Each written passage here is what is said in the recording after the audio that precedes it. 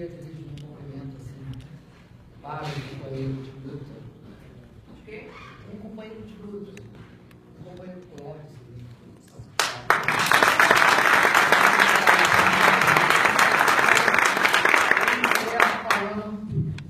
Esse companheiro eu não tinha. Mas continua jovem, jovem, com essa imensa capacidade ainda de estar lutando aqui embaixo. Mas eu queria falar para vocês o seguinte: nós vivemos um momento muito especial no Brasil.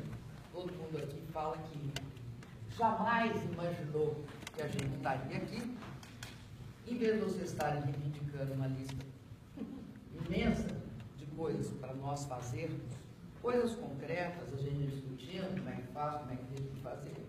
Nós estamos aqui discutindo também sobre um golpe de Estado que está em curso. É isso que nós estamos vivendo. Nós não podemos deixar de enxergar que tem um processo de ruptura democrática. Eles vivem falando, e é uma característica dos golpes desse tipo que nós estamos vivendo, não há golpe.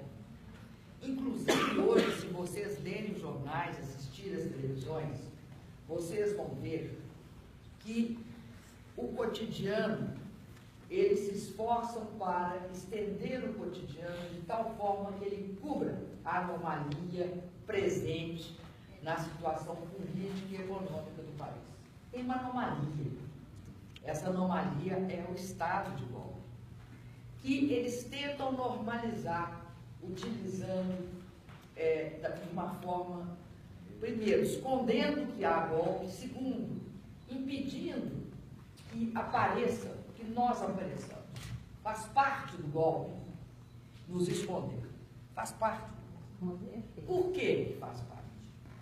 Porque na discussão inicial, se não há um golpe, que é uma discussão que nós não podemos achar que já ganhamos, porque tem ainda gente que acha que não tem golpe nenhum,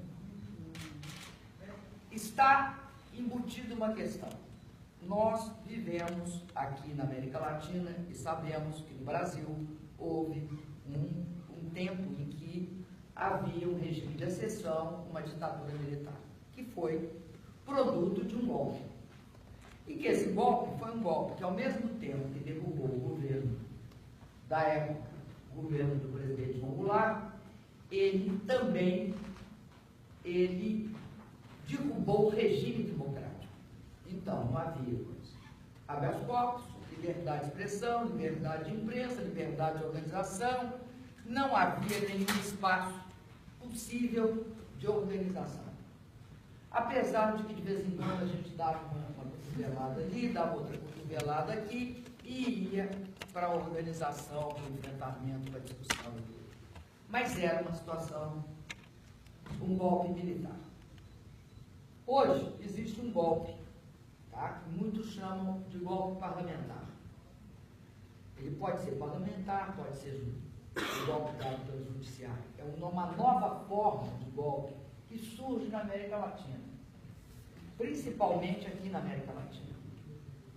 E se a gente imaginar que a democracia é uma árvore, no primeiro tipo de golpe, a árvore é atacada por machado. Ela liquida o governo e a democracia. Ela derruba a democracia. No outro, a árvore é atacada por parasitas, fungos que corroem as instituições.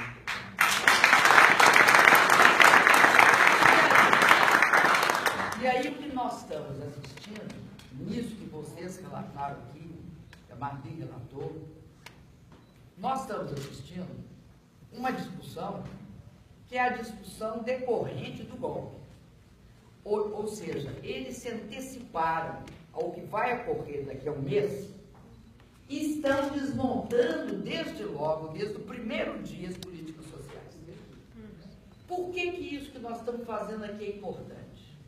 Porque neste caso, em que você não derrubou as instituições democráticas, o direito de expressão, liberdade de organização, liberdade de discussão, nós temos de levar ao limite os espaços democráticos existentes, através da denúncia, da fala, da indignação, da crítica, que são as armas que nós temos.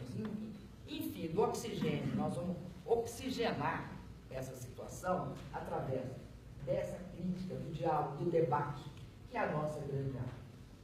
Então, a luta é aqui, com vocês, é nas ruas, vai ser no Senado, vai ser em todas as instituições. E eu acho que nós temos de ver que há um projeto claro da parte deles, desconstruir as políticas sociais que nós fizemos. Transformamos essas políticas sociais de forma que elas passem a ser políticas com orientação de mercado. Essa história de cheque habitação, essa história de redução da parte da faixa 1. Porque uma coisa é você criar a faixa 1 e a 1,5. A 1,5 era basicamente através de uma reivindicação do pessoal que trabalhava nas zonas mais urbanizadas do Brasil, tipo São Paulo, tipo Rio, que tem um problema de horizontalidade da construção e teria de fazer uma verticalidade. Então, você poderia ter um nível de renda diferenciado dentro da faixa 1, que era uma faixa 1,5, para viabilizar de forma efetiva que se fizesse isso. Mas não vou discutir essa questão, porque eu não vou falar sobre isso.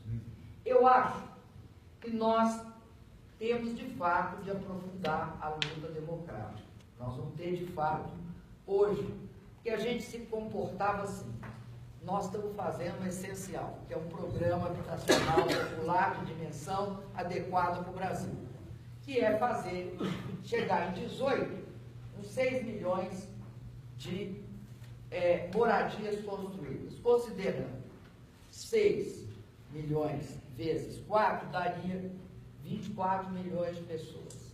Se você botasse 5, porque tem Nordeste e Norte, daria 30 milhões de pessoas com casa nesse período. Então, nós estávamos muito preocupados em viabilizar que isso ocorresse. Sem sombra de dúvida, tem uma questão urbana no Brasil e quem mora nas grandes cidades desse país, ou nas médias que estão virando grandes, sabe que esse é um problema seríssimo, o problema da ocupação do espaço urbano. Pois muito bem, não podemos acreditar que só o governo federal resolve isso. Tem eleição municipal neste ano.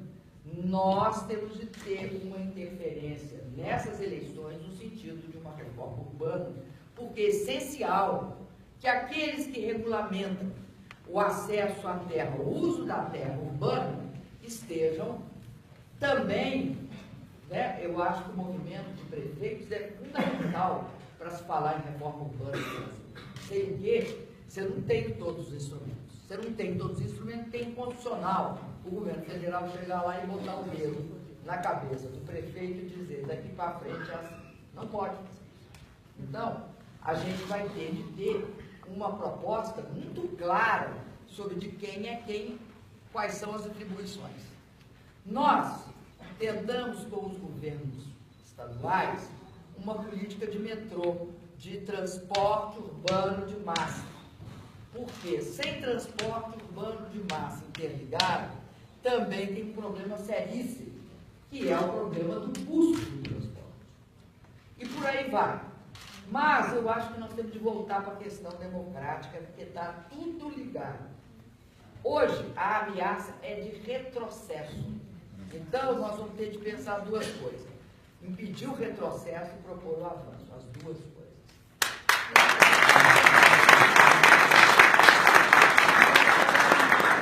Eu acho que algumas questões, no âmbito da luta, eu acho que a luta alegre, por proposta aqui, é uma fala muito forte e importante. A luta alegre, que é a luta daquilo que nós realizamos e temos orgulho. Está aqui, ó, né?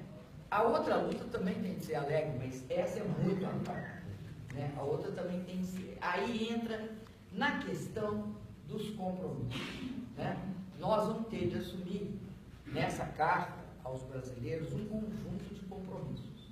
Agora, vocês têm de entender, ela tem de ter uma certa generalidade. Por que ela tem de ter uma certa generalidade? Para o povo brasileiro e para os senhores senadores. Nós temos vários pontos elencados. Primeiro ponto, a questão da importância de um grande pacto nacional. Só um governo legítimo pode ser capaz de construir um pacto nacional. Só um governo legítimo que tenha, né, a orientação dada pelos seus 54,5 milhões de votos, né, que não pode chegar e falar, não sou a favor de subsídio. Né? Então, esse grande pacto é um pacto que tem de coordenar essas aspirações, estabelecendo um diálogo e reafirmando esse diálogo com a sociedade e os movimentos sociais, né? Tem de reafirmar esse diálogo, com os empresários, os trabalhadores e com os parlamentares. Vai ter de ser um governo que contemple as grandes questões. Primeira questão, nenhum direito a menos. Nenhum direito a menos é para garantir, tá, as conquistas. Mas, dentro dos nenhum direito a menos, tem as avenidas que os direitos já conquistados abriram. Né? E você tem de falar dessas avenidas, que são as grandes avenidas. As questões de acesso à educação, as questões de acesso à moradia, a questão da democratização do uso da terra nos espaços urbanos, enfim, nenhum direito a menos. O que nós vamos atacar é o fato de que é claro, por parte deste governo, interino, provisório e legítimo, é claro que ele tem um objetivo de desconstruir os direitos individuais e coletivos conquistados nesse período anterior. Tem esse objetivo. Bom, além disso, dentro dessa questão, que eu chamaria de uma grande questão social e trabalhista, tem o problema, sim, da precarização das relações de trabalho. A tentativa da reforma trabalhista, que implica necessariamente na terceirização, no primado do acordado sobre o legislado. Você pode até, em alguns sindicatos extremamente organizados e fortes, ter o primado do legislado, do acordado sobre o legislado. Mas não em todas as relações de trabalho no Brasil, porque esta é uma luta absolutamente injusta, absolutamente desequilibrada. A força está do lado do patrão e não do trabalhador. Então, o legislado é fundamental. O legislado é a garantia social pública de conquistas que não podem voltar atrás. Então, nós teremos de tratar desse assunto. Por quê? Porque nós somos paranoicos? Não.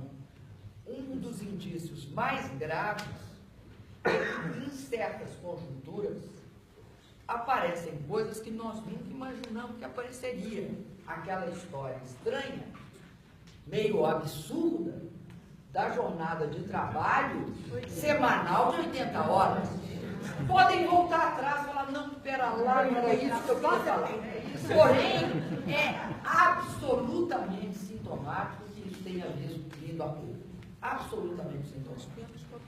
Porque você se dá o luxo de falar uma coisa dessas, não é voltar atrás ao século XIX, é voltar à lei Auger, né? Voltar à escravidão, 80 horas por semana, né? O cara não tem descanso de domingo, o cara vai trabalhar 13 horas. Então, há de fato hoje uma abertura no sentido de se aceitar certas discussões que nós sequer achávamos possível hoje. Então, essa é uma questão do nenhum direito a menos. Aí vem uma questão, que é a questão que vocês levantaram da política econômica, que é a questão do crescimento econômico e do emprego. Aí entra a questão do câmbio, a questão da redução da taxa de juros e outras coisitas mais. Aí também entra a questão da soberania que ele levantou. Não só a questão do pré-sal, mas a questão das concessões, como essa coisa que foi feita, de entregar 100% da aviação brasileira, sem nenhuma contrapartida, sem pedir nada em troca, entrega. Tem a questão do pré-sal, que é gravíssima. E aí, eu queria alertar uma coisa. Estão falando nos 30% da Petrobras, não é isso? Eles vão tentar passar isso agora, né? Mas tem, além disso, uma outra coisa que vocês têm que ficar atentos, que é a grande questão do pré-sal. Chama-se modelo de partilha e conteúdo nacional. Modelo de partilha. Como é que é o modelo de partilha? Tem dois modelos no Brasil, um de partilha e um de concessão. Em palavras simples, concessão é o seguinte: você não sabe onde tem petróleo, o petróleo, se você achar é ruim, de baixa qualidade, não é ruim, é de baixa qualidade. O petróleo é classificado, tá? Dependendo do chamado graus API. Quanto mais baixo o grau API, pior é o petróleo. Tá? Ele custa menos. Quanto mais alto o API, mais ele custa. Então, o petróleo é pouco. A gente não sabe onde está. A gente imagina que pode estar ali, mas não está. O grau de risco é grande e a qualidade é baixa. Aí o regime de concessão. O que significa? A parte do leão é de quem acha o petróleo. Achou o petróleo, a parte do leão é dele. Qual é a parte do leão? O próprio petróleo. A coisa mais vantajosa quando você explora o petróleo não é o royalty, não é a participação especial, é o petróleo. Porque é ele que você extrai por um preço e vende por outro. É esse. Aí vem o modelo de partilha. Esse modelo de partilha é para uma área chamada o polígono do pré-sal. Tá? É uma poligonal que envolve uma área bastante extensa na bacia sedimentar brasileira do litoral, uma grande área. Nós sabemos que ali tem petróleo, sabemos que é de alta qualidade e sabemos que é muito. Aí, quem acha, não fica com o petróleo. O petróleo da União, porque você sabe onde está. Essa é a diferença do modelo de partilha. A parte do leão não é de empresa, não, é da União, do Estado brasileiro. Então, a única vez que nós fizemos uma licitação do pré-sal foi com Libra. Certo? Libra, que está demonstrando que tem petróleo adoidado. Só para entrar na disputa, pagaram 20 bilhões. Para mais nada, só o direito de entrar, que nem no cinema. É a compra da entrada. Por que Libra? Como é que foi vendido o Libra? Foi vendido assim. 70% é da União. Tá? Ou, lá em Libra variou de 70 a 75, dependia de uma área. Entre 70 e 75 é da União. Os outros, 25%, você reparte entre 30% para a Petrobras. 30% do quê? De 25%. Não é 30% de 100.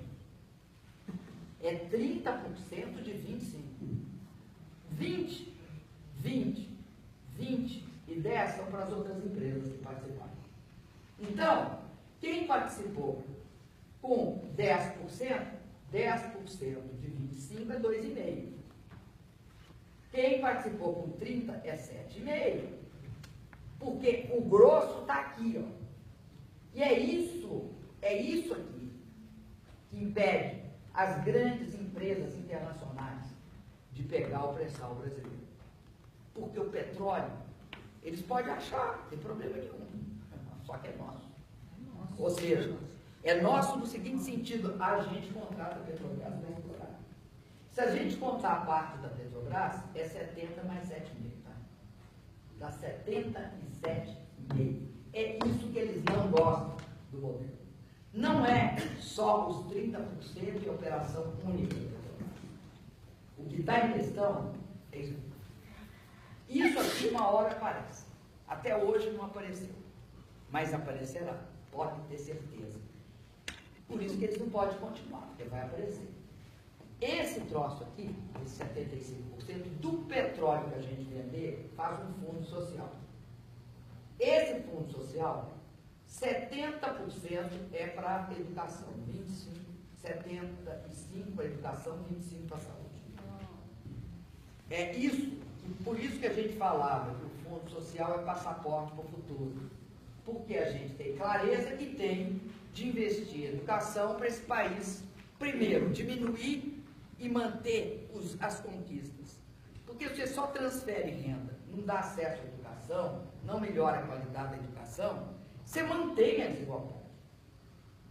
Então, para acabar com a desigualdade, para fazer outra coisa, para melhorar a qualidade do emprego, você precisa da educação para desenvolver ciência, tecnologia, inovação, melhorar a qualidade do emprego, empregar a gente da educação técnica. Por isso é que o dinheiro do petróleo tinha de vir para cá.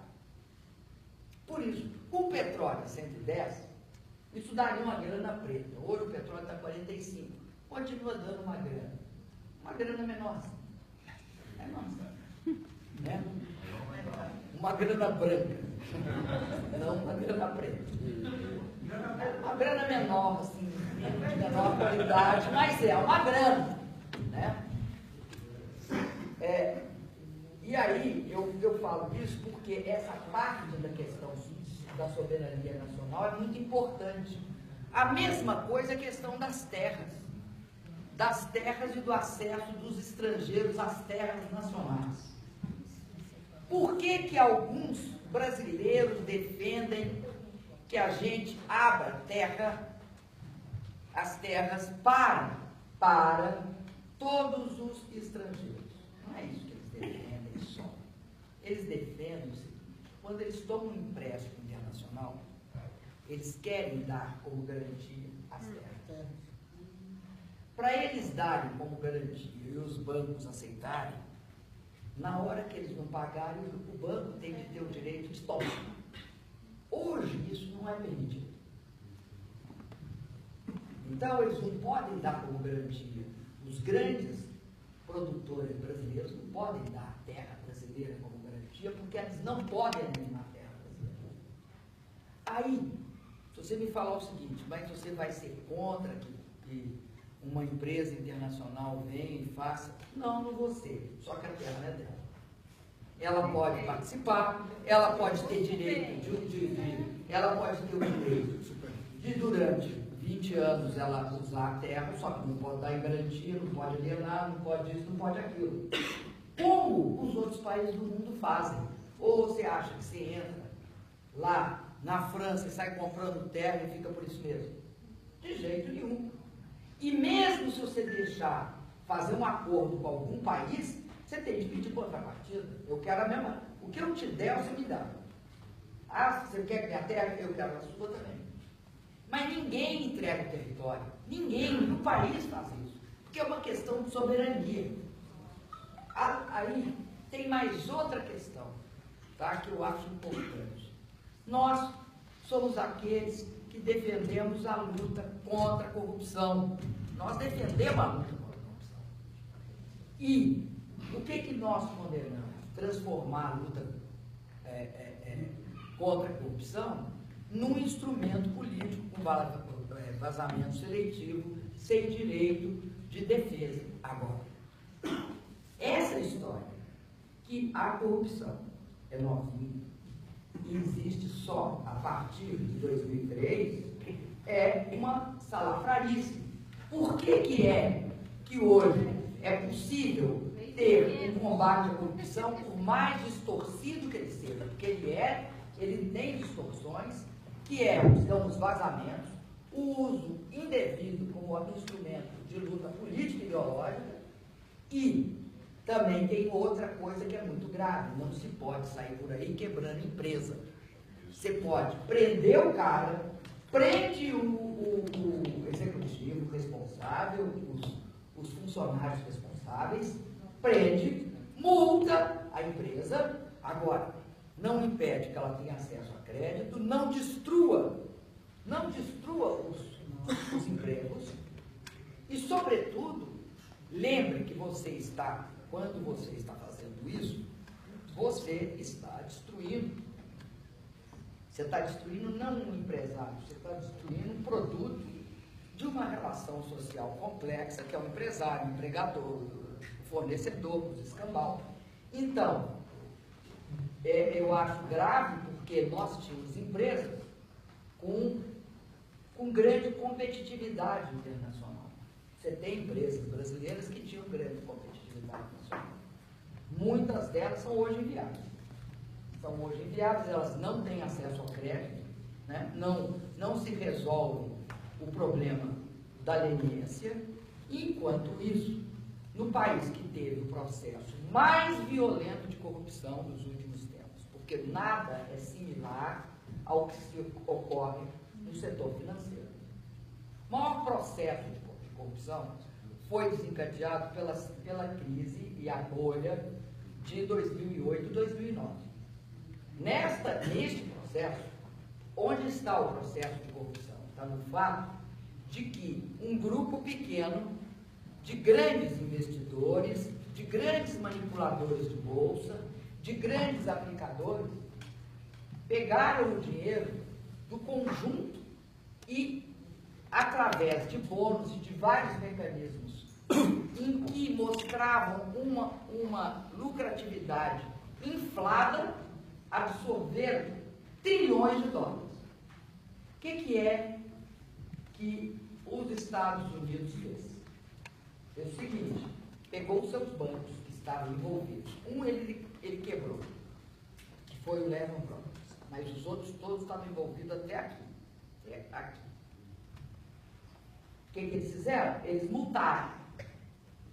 Prenderam alguns e não prenderam os outros. Eu não estou defendendo que não prendam, que prenda seletivamente igual eles fizeram. Com isso, eu estou querendo só dizer o seguinte, porque nem tudo que eles fazem é bom. Só estou querendo dizer outra coisa. Não vem que não tem. O maior esquema de corrupção não foi em área pública, foi em área privada.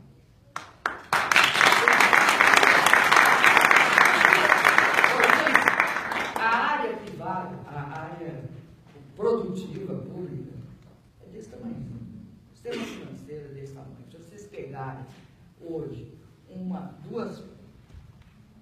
dois gráficos, um que mostra o crescimento dos ativos financeiros e outro que mostra o crescimento do PIB, a boca do jacaré abre bastante. Ou seja, está descolado, tem uma riqueza financeira que não corresponde a uma riqueza real.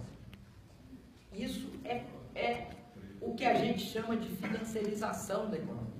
Então, eu quero dizer esses 5 pontos para vocês. Pode ter mais pontos, mas nós estamos fazendo esses e tentando montar com os senadores, com o pessoal da Frente Brasil Popular, com o pessoal da Frente Povo Sem Medo, mais ou menos um acordo para linhas fundamentais. Vocês vejam que não é algo trivial, porque muitos senadores pensam de um jeito, mas nós temos um arcabouço que estamos construindo. Sem sombra de dúvida, vamos apresentá-los a vocês. E, finalmente, eu queria dizer o seguinte: acho que não está fora de questão a gente impedir o golpe no Senado. Não é fácil, é difícil, está exigindo muito esforço, muito trabalho, muito diálogo, puxa daqui, puxa dali, mas o que eu acho fundamental e que eu acho que é o símbolo desse momento é a unidade que apareceu entre todas as forças progressistas, independente de serem a favor do meu governo ou não, até muitos são contra, o governo a favor da democracia, essa unidade. E, além disso, eu acho uma clareza que é importante para todos nós, e acho mais importante ainda para vocês. Qual que é a clareza? É que a democracia não é garantida. A gente tem de lutar por ela sempre. As nossas conquistas, a gente tem de lutar por elas sempre. Tudo que a gente conquistar, a gente reforça e avança, mas tem que reforçar. Então, eu quero dizer o seguinte, eu vou ter muito prazer na Luta Alegre, eu vou lá ver. Por que eu vou? Eu nunca vi, quer dizer, eu vi isso, mas eu vi poucas vezes, em comparação com o que eu fiz. Eu ia em todas as inaugurações, só que na inauguração, na entrega da chave, ninguém mora ainda. Então o lugar não tem vida, é meio alegre, tem aquela alegria do pessoal na plateia. Eu fui convidado pelo Boulos para ir lá em São Paulo, e fui. A coisa que mais me emocionou foi que eu vi as pessoas vivendo, né? Eu vi criança, jovem, mulher, homem, velho, novo, uma outra vida. E outra coisa também, a decoração, viu? Sim. A decoração, é tudo decorado, você entende? Até o corredor é de bege. Então tem, de fato, quando ela falou Luta Alegre, eu acho que é completamente diferente do que eu vi antes. E eu ia só nisso, né? A gente fazia até juntava todas as cidades, mas eu não via ela ocupada, eu não via as pessoas usando aquilo. Então, eu quero finalizar dizendo o seguinte, aceito o convite.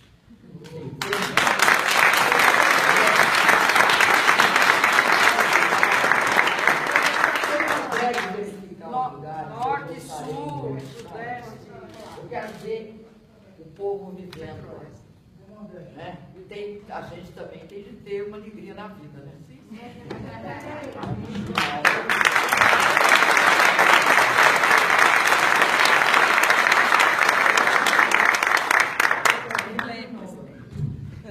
É de estarrecer. Eu estou te dizendo, eu entrei no corredor cheio, sabe, de desenho. De um lado tinha passarinho, do outro lado tinha borboleta. Tudo colorido. Não, é bonito. É mais que é bonito. Sabe, é tudo colorido. Tem uma alegria imensa. Uma coisa no nosso Minha Casa Minha Vida, no conjunto nosso, que eles estão fazendo querendo botar o dito do negócio lá, como chama? Energia solar. Porcelanato. Então eu estou tirando a bolsa, aproveitando a mão de obra. Cuidado. E já bota Porcelanato. E a gente vai falar uma coisa, que às vezes bebe o rejunte.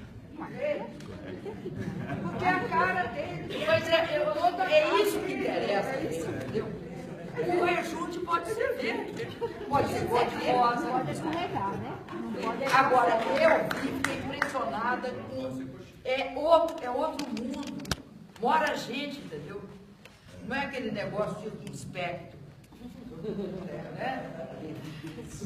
Então, gente, eu fico muito agradecida de vocês estarem aqui. E acredito que tem hora que uma boa luta faz a gente esclarecer e ficar esperto. Nós precisamos ficar bem espertos.